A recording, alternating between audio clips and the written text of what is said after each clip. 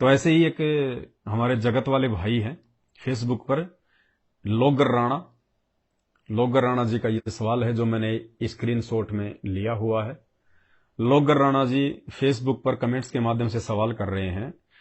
मेरा सवाल यह है कि सतयुग के बाद में द्वापर आना चाहिए, त्रेता कहां से आ गया। लोगर राम जी कह रहे हैं कि 4 युग होते हैं, सतयुग, उसके बाद में त्रेता युग, फिर द्वापर और वर्तमान में जो ये कलयुग चल रहा है। तो इनको शंका है कि सतयुग तो जो है प्रथम युग है, प्रथम युग के बाद में दूसरा द्वापर युग आना चाहिए, द्वापर के बाद में तीसरा युग त्रेता युग आना चाहिए और उसके बाद में यह कलयुग आना चाहिए था। लेकिन यह तो उल्टा हो गया, सतयुग के बाद में द्वापर आ रहा है, सतयुग के बाद में तो जो है त्रेता आ रहा है और त्रेता के बाद में द्वापर आ रहा है। तो ये उल्टा सिस्टम क्यों। लोगर राणा जी, सृष्टि में जो भी घटनाएं घटित होती हैं उन घटनाओं की सही सही जानकारी सृष्टि को रचने वाला परमात्मा खुद ही आके बताता है, दूसरा कोई नहीं बता सकता। आइडिया लगा सकता है, वो झूठ भी हो सकता है, वो सच भी हो सकता है। तो सतगुरु रामपाल जी भगवान ने, जो सृष्टि के जनक हैं, जो पूर्ण परमात्मा हैं, जगन्नाथ हैं, सृष्टि में आज से पहले अनंत युगों में जो भी घटनाएं घटित हो चुकी हैं, क्योंकि ये सतयुग, त्रेता, द्वापर, कलयुग, ऐसे ऐसे ना जाने कितने चतुर्युग, अरबों खरबों, गिनती नहीं है। अरबों खरबों तो बहुत थोड़े हैं। अगर हम अरबों खरबों से भी काउंटिंग करें, 1 अरब, 2 अरब, 3 अरब, तो भी 100 साल की उम्र बीत जाएगी हमारी। इतने युग बीत चुके हैं, इतनी बार यहां पे सृष्टियां जो है ये बन चुकी हैं इस काल की, फिर नष्ट हो जाती हैं, फिर बनती हैं, फिर नष्ट होती हैं। उन अनंत युगों की जो घटनाएं हैं वो सृष्टि रचने वाले कबीर देव, सतगुरु रामपाल जी भगवान की आंखों के सामने फिल्म की तरह चलती हैं। इसलिए सतगुरु जो बातें बताएंगे वो परम सत्य होंगी, उनमें झूठ का लेस मात्र भी नहीं होता। तो सतगुरु रामपाल जी भगवान ने आके इसका भेद बताया है कि सतयुग के बाद में द्वापर युग आना चाहिए था, लेकिन त्रेता क्यों आया। वैसे तो शास्त्रों में इन घटनाओं का जिक्र है, लेकिन लोग समझ नहीं पाते। तो सतगुरु रामपाल जी भगवान ने बताया कि एक समय देवताओं का राजा इंद्र, अहिल्या के साथ में उसकी शादी फिक्स हो गई थी और अहिल्या के माता पिता उसका लगन करने के लिए, उसका टीका करने के लिए इंद्र की सभा में आए हुए थे। इंद्र उस समय किसी काम से बाहर गए हुए थे। उसी दौरान इंद्र के गुरु गौतम ऋषि जी इंद्र की सभा में आ गए। इंद्र ने उनको विशेष तौर पे आदर सम्मान के साथ में बुलाया था कि अगर गुरु की प्रेजेंस में, गुरु की उपस्थिति में अगर शादी होगी तो बड़ा ही जो है शुभ होता है। तो इंद्र बाहर गए हुए थे, इंद्र को टीका करने वाले बैठे हुए थे। इतने में उनके गुरुजी आ गए, गौतम ऋषि जी। और जो गुरु का आसन होता था पहले, वो शिष्य से ऊपर होता था, शिष्य चाहे राजा क्यों ना हो। तो इंद्र भी गौतम ऋषि के आसन के बराबर आके बैठ गए। अहिल्या के माता पिता ने सोचा कि भाई यही होंगे इंद्र। उन्होंने जाके जल्दबाजी में, क्योंकि मुहूर्त निकला जा रहा था, उन्होंने जाके और गौतम ऋषि जी को तिलक कर दिया। अब गौतम ऋषि जी भी कुछ नहीं बोले। गौतम ऋषि जी ने सोचा कि हो सकता भाई ये गुरु जी का सम्मान कर रहे होंगे। इतने में वहां पे इंद्र आ जाता है। लोगों ने कहा जी लो जी लड़का आ गया, इनका तिलक कर दो। तो उपस्थित लोगों ने कहा कि भाई तिलक तो हो चुका है। तो बोले लड़का तो अभी आया है। बोले जी हमें नहीं पता, मुहूर्त के अनुसार तिलक हो चुका है, अब दोबारा नहीं हो सकता। और मजबूरन अहिल्या की शादी इंद्र के गुरु गौतम ऋषि के साथ में करनी पड़ गई।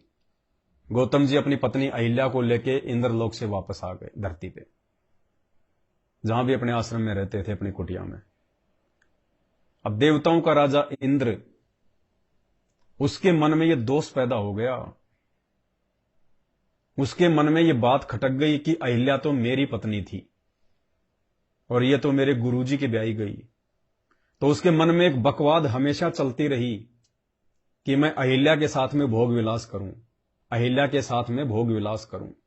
देखो भाई और बहनों, कुछ देर पहले हमने परमात्मा से विनती की थी कि परमात्मा आपने हम नीचों को मानुष से देवता बना दिया और देवताओं से भी ऊपर बनाएंगे तब हम सतलोक जाएंगे।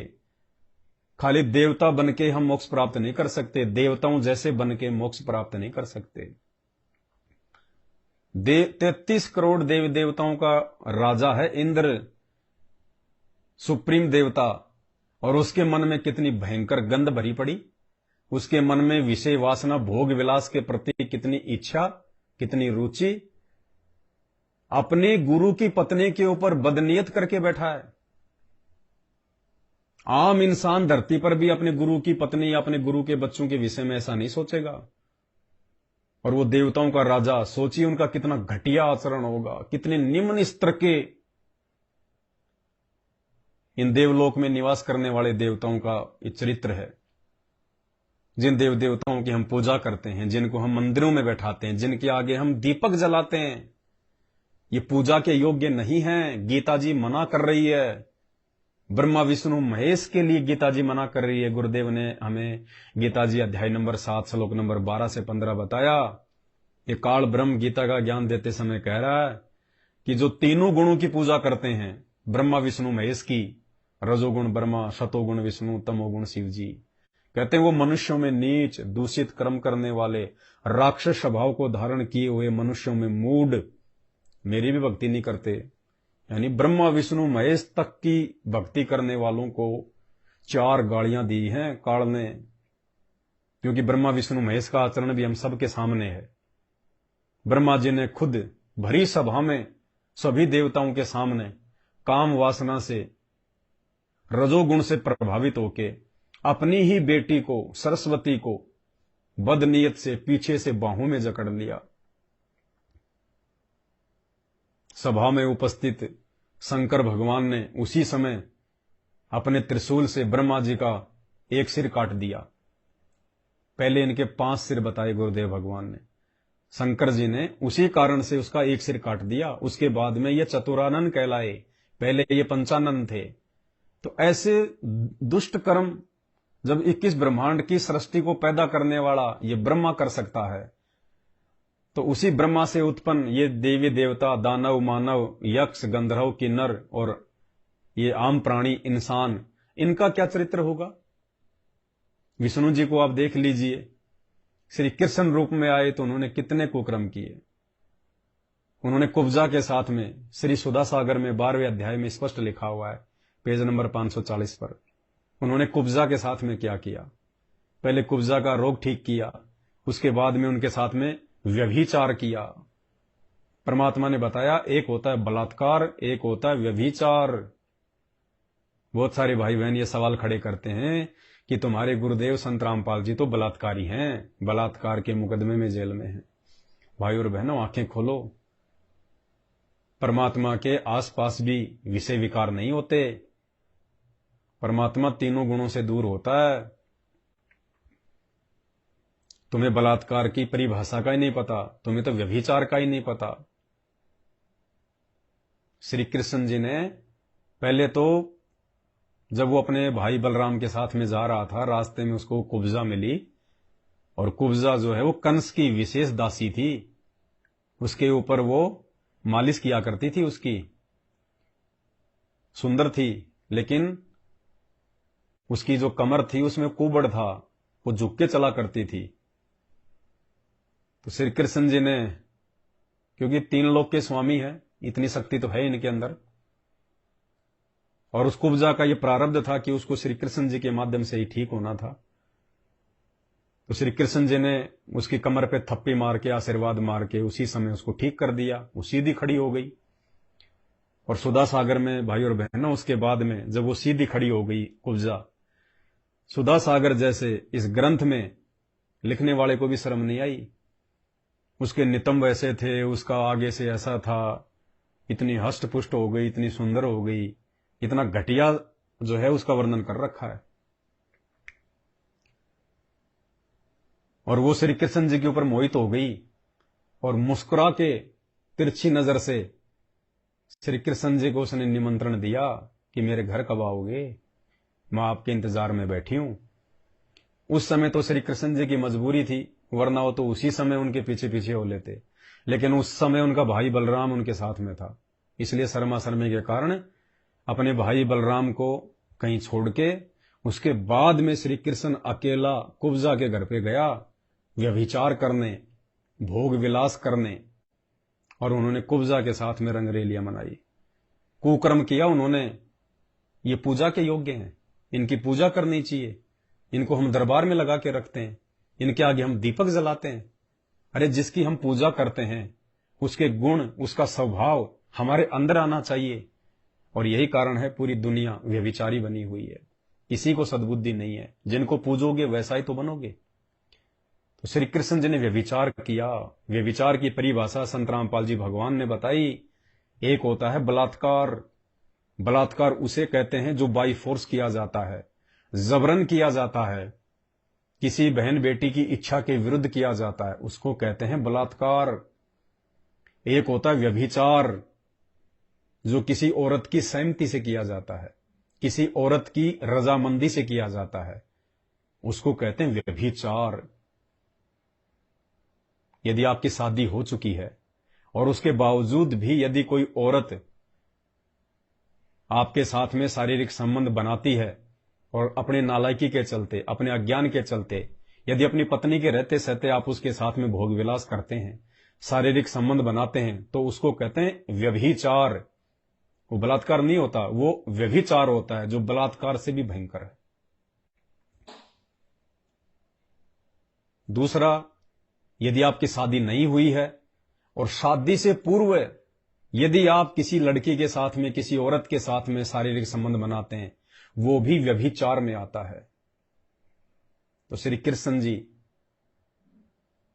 व्यभिचारी की श्रेणी में। संत रामपाल जी को बलात्कारी कहने वालों, पहले अपना इतिहास उठा के देख लो। जबकि परम पूज्य सतगुरु रामपाल जी भगवान के ऊपर तो बलात्कार का किसी प्रकार का कोई मुकदमा ही नहीं है, कोई एफआईआर नहीं है, कोई धारा नहीं है बलात्कार जैसी। ये तो सबका बाप है, सबका पिता है, सब सृष्टि के सब मानवधारी प्राणी इनके बच्चे हैं, इनके बेटे बेटियां हैं। ये सबका सच्चा पिता है, ये तो सोच भी नहीं सकता। और जो इनके बारे में ऐसी अनर्गल बातें करता है, मैं तो प्रार्थना करूंगा उन भाई बहनों से कि भाई बहुत भयंकर बीतेगी तुम लोगों के साथ में। तुम जो निंदा कर रहे हो ना, ये इस प्रकार की बिना सोचे समझे, देखा देखी में, क्रोध में आग बबूला होके, आवेश में आके, ये आपको बहुत महंगा पड़ेगा। हमारे गुरुदेव भगवान कहते हैं, तिनका कभू ना नींदिए जो पांव तले होए, कब ऊंट आंख में गिरे पीड़ा घरेणी होए। तिनके की भी निंदा नहीं करनी चाहिए, घास के तिनके की भी। ना जाने कब हवा चले और वो आंखों में गिर जाए और वो भी पीड़ा दे देता है। तुम तो परम संत की निंदा कर रहे हो, परम संत की, जबकि तुम्हें तो हम सच्चाई बता रहे हैं, उसके बावजूद भी तुम ऊपर बढ़कर जबरदस्ती निंदा कर रहे हो। ये काल तुम्हारे कर्म फुड़वा रहा है और बहुत भयंकर बीतेगी तुम्हारे साथ में। परम संत की निंदा करने के कारण क्या क्या दुख उठाने पड़ सकते हैं, तुम्हें आइडिया भी नहीं है। श्री शंकर जी को देख लीजिएगा, मोहिनी के रूप को देखकर, मोहिनी के सुंदर रूप को देखकर अपनी पत्नी सती के आगे सुध बुध खो बैठे वो, कि मेरी पत्नी भी बैठी हुई है, वो भी देख रही है, और मोहिनी के रूप के ऊपर इतने आकर्षित हो गए बदनीयत से, भोग विलास की दृष्टि से। श्री सुधा सागर 48वां अध्याय पेज नंबर 840 पढ़ लेना।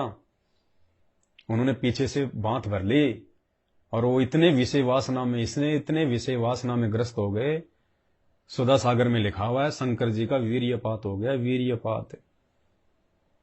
भाई और बहनों, किनकी पूजा कर रहे हैं हम, किनकी पूजा करनी चाहिए? तो देवताओं के राजा इंद्र के अंदर ये कुबद समाई रही कि एक बार अहिल्या के साथ भोग विलास करूं तो मेरे मन की इच्छा पूरी हो। अब ऐसे दुष्ट व्यक्ति बताओ, ऐसे नीच व्यक्ति जिनको हम देवताओं का राजा कहते हैं, अपने गुरु की पत्नी के ऊपर जो बदनीयत करके बैठा है, वो तो नरक का राजा भी कहलाने के लायक नहीं होता, नरक का राजा भी, जबकि उसको हम देवताओं का राजा मान के पूजते हैं। अज्ञान के कारण, शास्त्रों की जानकारी ना होने के चलते, तो उसने क्या किया, एक समय उसने मौका देखा, पहले उसने रैकी करवाई, अपने गुप्तचरों के माध्यम से गौतम ऋषि की उसने रैकी करवाई कि इसकी क्या दिनचर्या है। तो ऊपर जाके देवताओं ने बता दिया कि साहब सुबह 3 या 4 बजे के आसपास वो नदी पे स्नान करने जाता है, 1 घंटा लगता है, उसके बाद घर वापस आता है। तो देवताओं के राजा इंद्र ने एक दूसरे देवता को,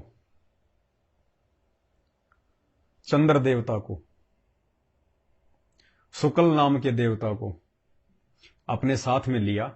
ये चांद देवता नहीं है, चांद तो एक मिट्टी का टुकड़ा, एक पत्थर का टुकड़ा है।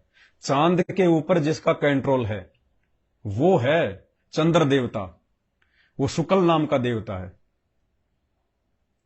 जैसे यहां पे कोई बिजली विभाग का मंत्री है, तो मंत्री कोई बिजली थोड़ी है, ये मंत्री का बटन दबाओगे बिजली चल जाएगी। उस बिजली विभाग के ऊपर वो मंत्री बना हुआ है। तो इसी प्रकार ये चांद देवता नहीं है, सूरज देवता नहीं है। चांद और सूरज के ऊपर कंट्रोल करने की जिन देवी देवताओं की ड्यूटी है वो हैं वो देव। तो शुक्ल नाम के देवता को साथ में लेके और इंद्र अपने इंद्रलोक से धरती पर अपने गुरु गौतम ऋषि की पत्नी अहिल्या के साथ दुष्कर्म करने की नीयत से आ गया। और एक प्लानिंग के तहत शुक्ल देवता को इंद्र ने मुर्गा बना दिया, क्योंकि पहले मुर्गे की आवाज से ही लोग जो है समय का आकलन किया करते थे। तो गौतम ऋषि प्रतिदिन 4 बजे उठ के नदी पे स्नान करने जाता था। इंद्र के आदेश पर शुक्ल नाम के देवता ने मुर्गा बनकर 3 बजे ही बांग मार दी। अब गौतम ऋषि ने देखा भाई समय हो गया, वो उठ के अपना कपड़े लत्ते लेके नदी पे अपनी स्नान साधना के लिए निकल गया। और पीछे से गौतम ऋषि का रूप बना के इंद्र ने अहिल्या के साथ में भोग विलास किया। अहिल्या बेचारी समझ नहीं पाई, उसकी क्या गलती बेचारी की, वो समझ नहीं पाई। उसने सोचा भाई मेरे पति देव हैं और पति को समर्पण करना तो पत्नी का जो कर्म है वो है ही। तो उसने इंद्र को गौतम ऋषि के रूप में अपना पति समझकर उसने उसको समर्पण कर दिया। अब उधर से क्या हुआ, अब ये काल ऐसे ही खेल खेलता है। उधर से गौतम ऋषि को काल ने ये प्रेरणा कर दी कि भाई आज तो समय से पहले आ गया मैं, लगता है जरूर कोई गड़बड़ है। गौतम ऋषि वहां से तुरंत जल्दी जल्दी अपनी झोपड़ी की तरफ आए और आए तो उन्होंने अहिल्या को और इंद्र को नग्न अवस्था में देखा। अब भाई और बहनों, इस तत्व ज्ञान के अभाव में, पूर्ण संत की भक्ति के अभाव में, चाहे आप किसी की भी भक्ति करते हो, कितने बड़े तपस्वी हो, कितने बड़े आप साधु हो, कितने बड़े महात्मा हो, आप अपने 5 विकारों पर कंट्रोल नहीं कर सकते। गुरुदेव भगवान ने बताया इन विकारों पर कंट्रोल केवल पूर्ण परमात्मा कबीर साहब की भक्ति से होता है, सतगुरु की शरण में आने से होता है, 5 यज्ञ करने से होता है। अब वो गौतम ऋषि जो अपने आप को बहुत बड़ा तपस्वी समझता था, ज्ञानी समझता था, तुरंत उस अवस्था में देख के वो क्रोधित हो गया, क्रोधित, और इंद्र को उसने श्राप दे दिया। जैसा भी उसने बोला, लिखा हुआ है शास्त्र में। गौतम ऋषि ने इंद्र से कहा कि तुझे विषय वासना का बड़ा जबरदस्त रोग लगा हुआ है ना, मैं तुझे श्राप देता हूं, आज के बाद में तेरे इस शरीर पर 1000 स्त्री योनियां हो जाएंगी, स्त्री योनियां। इतना कहते ही इंद्र के शरीर पर 1000 स्त्री योनियां बन गई, फोड़े हो गए फोड़े, और उनसे मवाद निकलने लगा। अब वो तो भाग गया वहां से जान बचा के।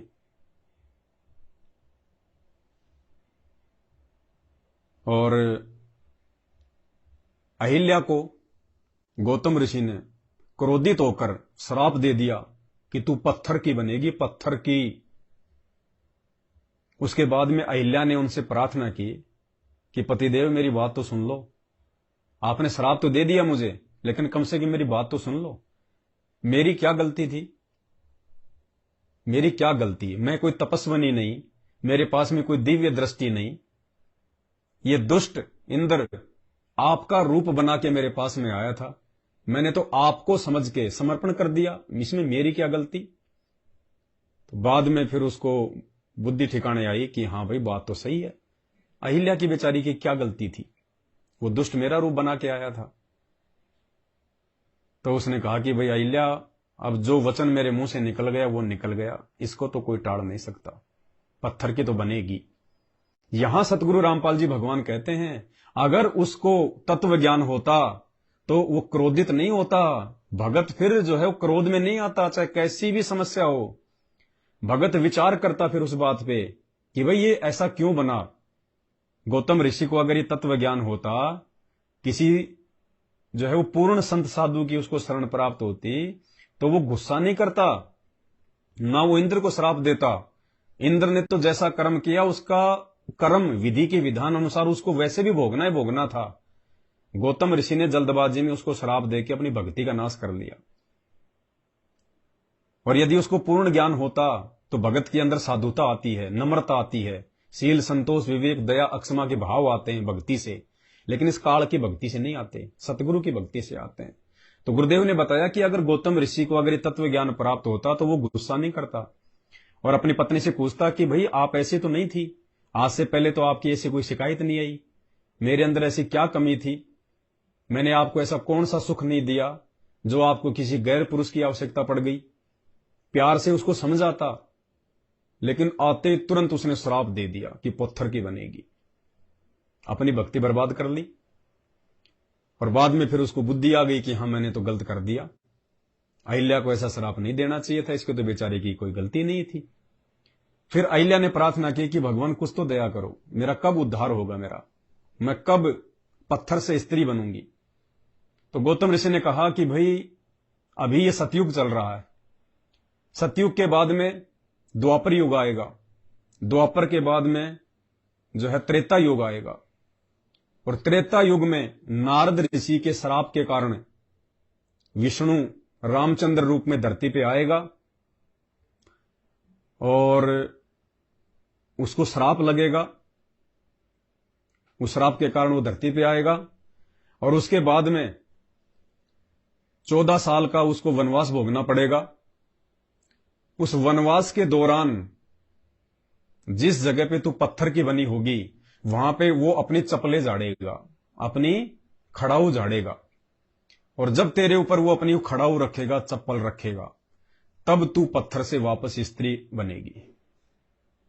यानी बहुत सारे भाई बहन क्या कह देते हैं कि रामचंद्र जी में पावर था, रामचंद्र जी में शक्ति थी, जो रामचंद्र जी ने उस पत्थर के ऊपर खड़ाऊ रखी तो वो स्त्री बन गई। अरे नहीं, वो तो गौतम ऋषि का आशीर्वाद था उसको कि रामचंद्र तेरे ऊपर चप्पल झाड़ेगा, तब मेरे आशीर्वाद से, मेरी भक्ति से तू वापस स्त्री बनेगी।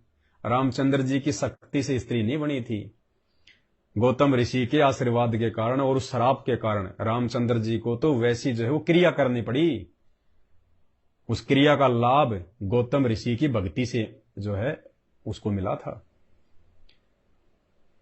तो अहिल्या ने कहा कि पतिदेव थोड़ी सी और दया करो, देखो अभी सतयुग चल रहा है, लाखों साल तो सतयुग समाप्त होने में बीत जाएंगे, सतयुग के बाद में फिर द्वापर युग आएगा, कई लाख वर्ष द्वापर को बीतने में लग जाएंगे, उसके बाद में फिर त्रेता युग आएगा और त्रेता युग में फिर रामचंद्र जी आएंगे लास्ट में, ये तो बहुत लंबा समय हो गया, पतिदेव थोड़ी सी दया करो।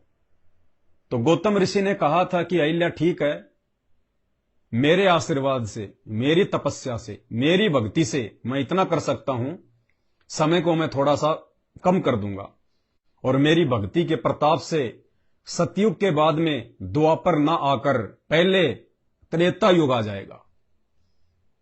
और साधु संतों के वचन में शक्ति होती है, भक्ति से ही ये सारी शक्ति आती है।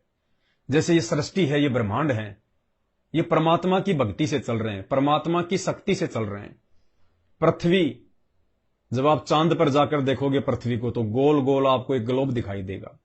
पृथ्वी किसी पे टिकी हुई नहीं है, पृथ्वी उस कबीर परमात्मा सतगुरु रामपाल जी भगवान की वचन शक्ति से अपनी धुरी पर टिकी हुई है। मालिक के वचन में इतनी शक्ति होती है, एक सेकंड भी कोई चीज इधर उधर नहीं हो सकती। मालिक ने बांध रखा है।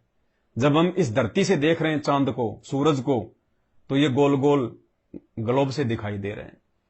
ये परमपिता परमेश्वर ने, जिन्होंने सारी सृष्टि रची, जिनका वैदिक नाम कबीर परमात्मा है, जो वर्तमान में हमारा सौभाग्य कि हमारे पूज्य गुरुदेव सतगुरु रामपाल जी भगवान के रूप में प्रकट हैं। ये सतगुरु रामपाल जी भगवान ने अपने शब्द शक्ति से पूरी सृष्टि को स्थिर किया हुआ है। जिसकी जैसी ड्यूटी है, जिसका जैसा काम है, परमात्मा ने उनको अपने वचन में बांध के वो काम सौंपा हुआ है।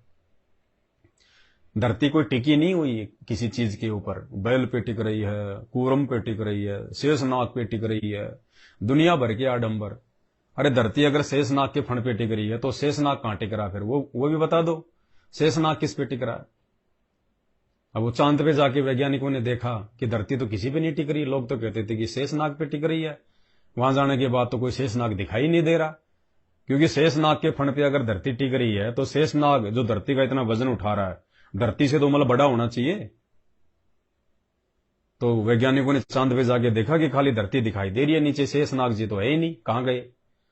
तो भाई और बहनों, ये लोकवेद है, झूठी कथाएं हैं, सुनी सुनाई बातें हैं, शास्त्रों के अनुसार नहीं है। तो ये परमात्मा के वचन से सब कुछ टिका हुआ है।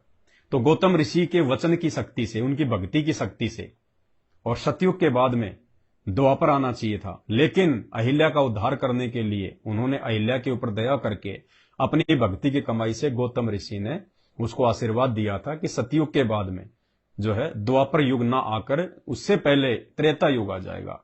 इसलिए सतयुग के बाद में तीसरा युग आता है द्वापर, और तीसरा युग आता है ये त्रेता युग, और तीसरे युग के बाद में फिर जो है द्वापर युग आता है, और उसके बाद में फिर ये कलयुग आता है। तो भाई यथार्थ जानकारी, छोटी से छोटी, बड़ी से बड़ी, क्योंकि ये सारे धर्म ग्रंथ रचने वाला या धर्म ग्रंथ लिखने वालों को सद्बुद्धि देने वाला वो परमात्मा है। चारों वेदों का रचयिता परमात्मा है। वेद व्यास जी को सद्बुद्धि देकर 18 पुराण लिखाने वाला वो परमात्मा है। वरना यह काल कभी भी अपनी और अपने बेटों की गलतियां सार्वजनिक नहीं होने देता। लेकिन यह तो कबीर परमात्मा सतगुरु रामपाल जी भगवान की विशेष रजा, उनकी विशेष मेहर, जो परमात्मा ने इनकी गलतियां इन पुराणों में लिखवा दी। वरना आज कैसे भगवान को भगवान साबित करते, कैसे इनका चरित्र लोगों के सामने आता, दुनिया विश्वास ही नहीं कर पाती। इनको सुप्रीम मान के पूजती कि नहीं, श्री कृष्ण जी से बढ़ के कोई नहीं, श्री राम से बढ़ के कोई नहीं, श्री रामचंद्र जी। देखो काल हमारे को कैसे धोखे में रखता है। सबको पता है कि विष्णु का अवतार श्री राम था और विष्णु का अवतार श्री कृष्ण था, हैं? चाहे श्री कृष्ण कहो चाहे राम कहो, एक ही बात है, दोनों उसी के अवतार थे।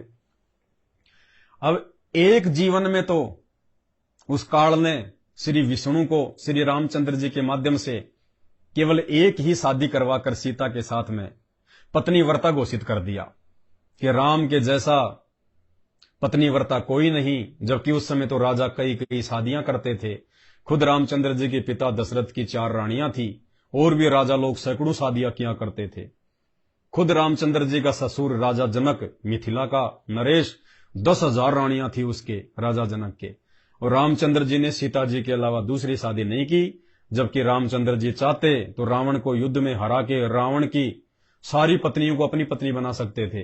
रामचंद्र जी ने और भी राजाओं को हराया, उनकी औरतों को भी अपनी औरत बना सकते थे। लेकिन देखो श्री रामचंद्र जी कितने बड़े पतिव्रता, कितने बड़े संयमी पुरुष, कितने अच्छे पुरुष, जिन्होंने केवल राजा होने के बावजूद भी एक ही शादी करी। तो एक जन्म में तो इस काल ने विष्णु को पत्नी व्रता बना दिया, बड़ा अच्छा करके पेश कर दिया।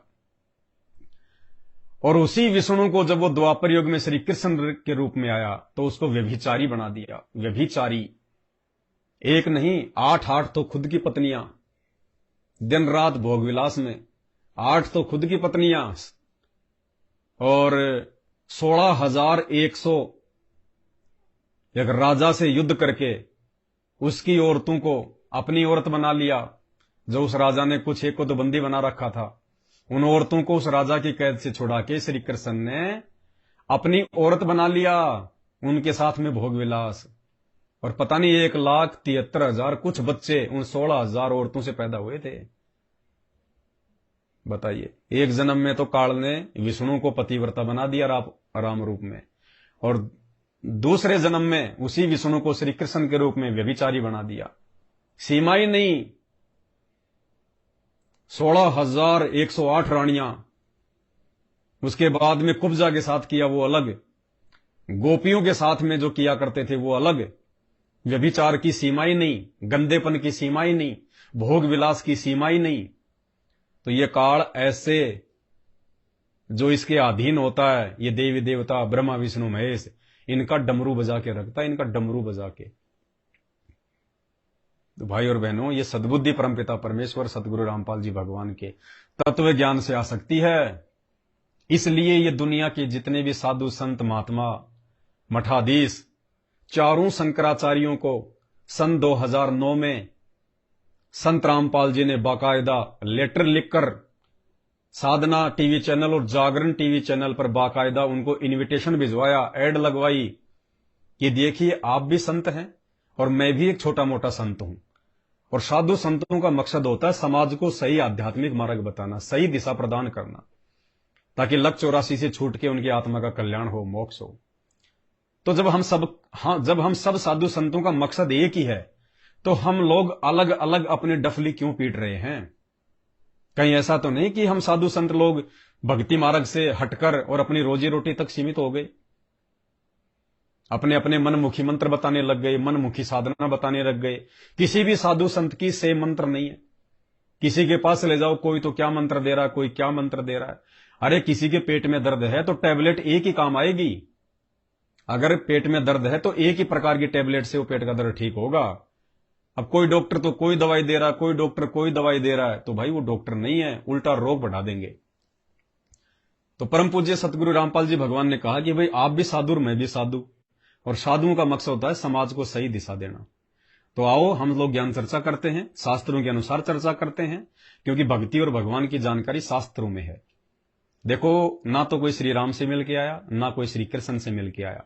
वर्तमान में जितने भी साधु संत महात्मा हैं या जितने भी उनकी पूजा करने वाले भगत हैं, वर्तमान में कोई भी व्यक्ति ना तो श्री राम से मिल के आया, ना श्री कृष्ण से मिल के आया, ना देवी देवताओं से मिल के आया। उनको यदि जानकारी हुई है उन देवी देवताओं के विषय में, उनकी पूजा पाठ के विषय में, तो शास्त्रों से ही हुई है। तो भक्ति का जो मार्ग है, यथार्थ जो मार्ग है, वो शास्त्रों में है। अब शास्त्रों को तत्वदर्शी संत के अलावा दूसरा कोई समझ नहीं सकता, क्योंकि गीता जी में गीता ज्ञान देने वाला भगवान खुद कह रहा है अर्जुन को कि अर्जुन, तुझे गुप्त से गुप्त बात बताता हूं, अध्याय 18 श्लोक 65 और 66, कि मैं तुझे गुप्त से गुप्त बात बता रहा हूं। मेरा भी इष्ट देव वही है जिसके विषय में मैंने अध्याय 18 श्लोक नंबर 62 में बताया कि उसकी शरण में जाने से ही तू सनातन परम धाम को प्राप्त हो सकता है। फिर प्राणी कभी लौटकर वापस संसार में नहीं आता जन्म मरण में। अर्जुन, तू भी उसी की शरण में जा। तो अर्जुन ने कहा कि भगवान, आपने तो अपने आप को भी रिजेक्ट कर दिया कि उसकी शरण में जाने से मोक्ष हो सकता है, और आप कह रहे हो मैं भी उसी की भक्ति कर रहा हूं जैसे भी ये टूटी फूटी। तो भगवान, फिर आपकी शरण में क्या होगा? फिर कौन है वो आपके अलावा? और कौन सा ऐसा भगवान है जिसकी शरण में जाने से मुक्ति होगी, मोक्ष होगा?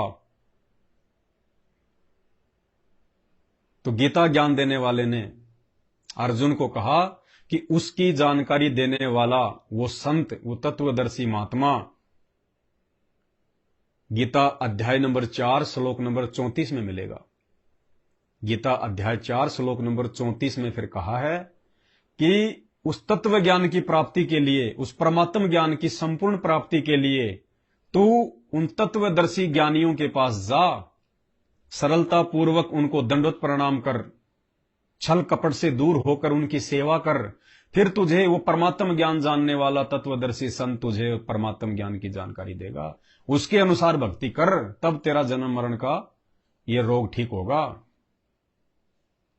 तो भाई और बहनों, गीता अध्याय 4 श्लोक नंबर 34 के अनुसार आज इस धरती पर, इस ब्रह्मांड में वो एकमात्र तत्वदर्शी संत परम पूज्य सतगुरु रामपाल जी भगवान हैं, जो शास्त्रों के अनुसार ज्ञान दे रहे हैं, शास्त्रों के अनुसार पांचों यज्ञ बता रहे हैं, धर्म कर्म बता रहे हैं, परमात्मा की जानकारी बता रहे हैं।